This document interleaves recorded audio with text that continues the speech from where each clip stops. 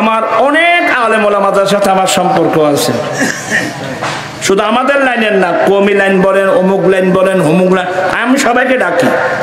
আমার একটা বড় অভ্যাস, আমি সবাইকে ডাকি, আমি আসো, তোমরা দূরে থাকবা কেন? আমি না বুঝলে আমাকে বুঝাই দিবে, তোমরা না বললে আমি তোমাদেরকে বুঝাই দেব। মুসলমান ভাই ভাই মাঝে দ্বন্দ্ব থাকবে কেন? আমি ওখানে বলছি, কেউ কমি লাইনের আছেন, কেউ জামাত লাইনের আছেন, সবাই একটা টেবিলে বসেন, অনৈক্যের কারণগুলো চিহ্নিত করুন, কোরআন হাদিস দিয়ে ফয়সালা করুন, আমরা সবাই একটা ফেরত কারণ এসে যাই। আজকে আমাদের দুর্ভাগ্য, হিন্দু, বৌদ্ধ, খ্রিস্টান, জুম্মা, চাকমা এরা তাদের সাথে একটা টেবিলে বসতে পারে, আমরা এখনো পর্যন্ত একটা টেবিলে। আশ্চর্য লাগে আমার এগুলো, দুর্বলতা কোথায়? আমার মধ্যে ভুল থাকতে পারে, কোনো সমস্যা নেই, আমি আল্লাহর রাস্তা কাজ করি। মানুষ জোর জবরদস্তি কার উপর কোনো কিছু আওয়াজ দেওয়া যাবে না।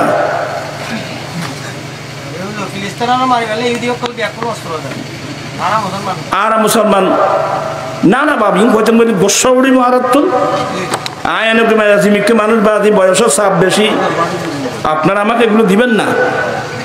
আমি তারপরে দোয়া করি, এখানকার যত ছেলে আছো, যে দলের আছো, আমি আল্লাহর রাস্তায় কথা বলছি।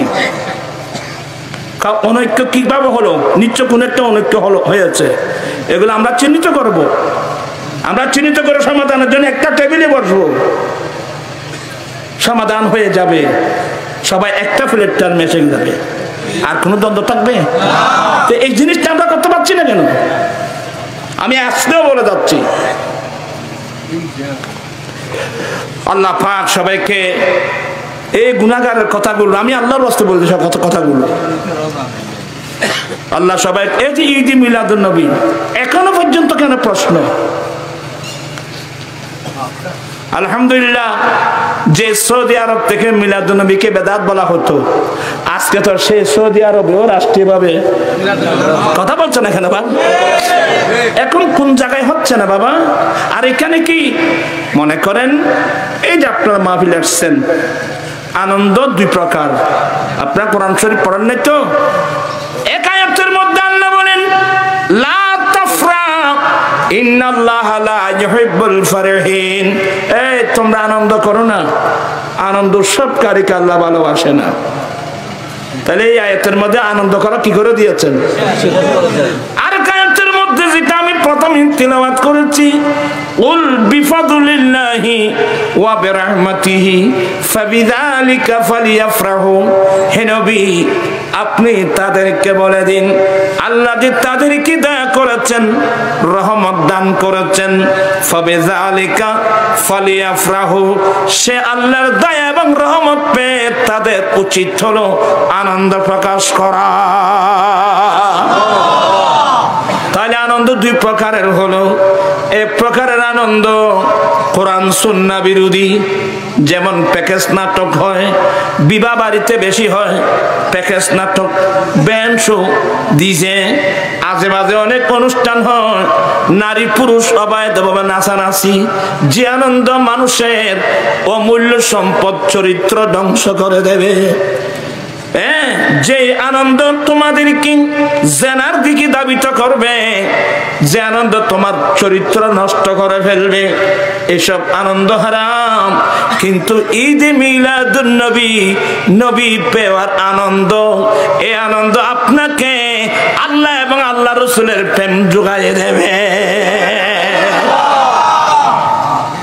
এখানে কি কি নাচানাচি করতেছে বাবা? কত সুন্দর কোরআন হাদিসের আলোচনা হচ্ছে, সবাই প্যান্ডেলে এসে এশা নামাজ পড়ে সবাই বসে ওলামায়ে কেরামদের কোরআন শোনা আলোচনা শুনছেন। এটা কি কোনো মানুষ, পৃথিবীর কোনো মানুষ বেদাত কেটাত বলতে পারে? আর নবী পেয়ে আনন্দ, বলো হুজুর উনি তো চলে গেছেন, খড়ে গিয়ে দে ভাই, বলে নবী মারা গেছেন না। বন্ধু আমার ভাইয়েরা, এগুলো বুঝতে আলম লাগবে। আল্লাহর নবী বলেন, হায়াতি খায়রুল লাকুম তাসআলু ফাদুনি উহাদ্দিসু লাকুম, উম্মত আমি নবীর লাইফ তোমাদের জন্য সবচেয়ে উত্তম। যে কোনো সমস্যা নিয়ে আমার কাছে আসবে, আমি যথাযথভাবে হাদিস বর্ণনা করে দেব, সমস্যার সমাধান করে দেব। বিদে আমি নবীর লাইফ জীবন তোমাদের জন্য সবচেয়ে উত্তম। এবার আমার নবী বলেন ওয়া মামাতি খায়রুল লাকুম, আমি নবীর ইন্তেকাল এটা তোমাদের জন্য উত্তম। আমি মদিনার রওজা পাকে যাব, আমার ইন্তেকাল তোমাদের জন্য উত্তম। কিভাবে? আমার দয়াল নবী বলেন আতুরাদু আলাইয়া আমালুকুম, উম্মত তোমরা যেখানে থাকো, যে দেশে থাকো, তোমাদের আমলনামা আমি নবীর রওজায়ে পাকের ভিতর পেশ করা হবে। ফামা রাআইতু খায়রান, আমি যখন তোমার আমলনামা দেখি, আমলনামায় সওয়াব লেখা দেখি, ফাহামিদুল্লাহ আলাই, আমি আল্লাহর প্রশংসা করি। ওয়া মা রাআইতু গায়রাহু, যখন তোমাদের আমলনামায় সওয়াবের বিপরীত লেখা দেখি, ফাস্তাগফিরুল্লাহ লাকুম, আমি রাসূল তোদের জন্য আল্লাহর কাছে ক্ষমা প্রার্থনা করি। আমার দেশবাসী, নবী দুনিয়াতে আসছেন আমাদের জন্য। আমার নবী ইন্তেকাল করে মদিনার রওজা পাকে গিয়েছেন এই গুনাহগার উম্মতদের জন্য। বিরক্ত হচ্ছেন? আর সবচেয়ে আলা হযরতটুকু কথা হয়ে যায় কটা বাজ যাবা 12টা হারে গিয়ে গেলি। ইন্না লিল্লাহ। আমার আলা হযরত একটা একগো কথা গুরু মিকে কথা হই আজ আর ওয়াজ এতি মিটতাম না 100টা একটা কথা। আমার আলা হযরত বলেন জুমায়ে মক্কা তাঈদ আহলে ইবাদত কে লিয়ে, জুমায়ে মক্কা তাঈদ আহলে ইবাদত কে লিয়ে, अरे मुझे रे मो आओ यहाँ ईद दुशंबा देखो। आला हज़रत बोलेन ओ हाजिल हरमैन मक्काय मुअज्जमा গিয়েছো, মক্কায় মুআজ্জামায় জুমাবার বড় ঈদের দিন, জুমার দিন ঈদের দিন।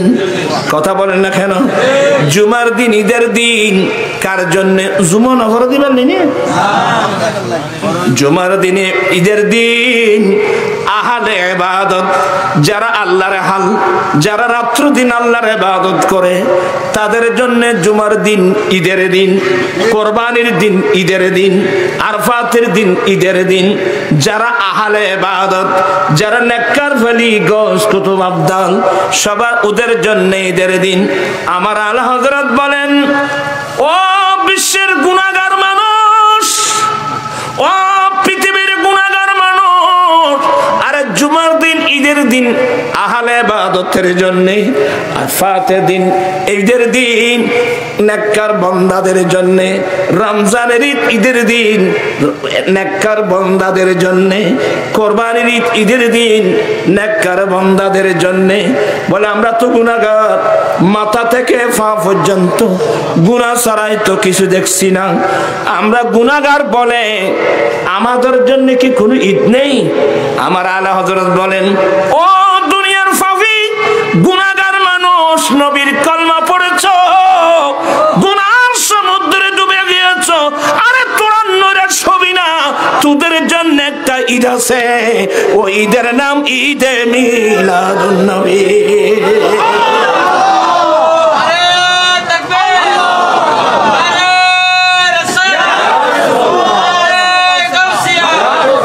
আসলে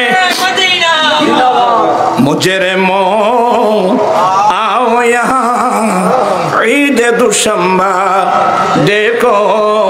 ओ गुनाहगार मुजरिम फाफी আসো আসো মদিনাতুল মুনাওয়ারায় আসো, মানি নবীর দরবারে আসো, তোদের জন্য একটা ঈদ আছে, ওই ঈদ হলো ঈদে মিলাদুন নবী।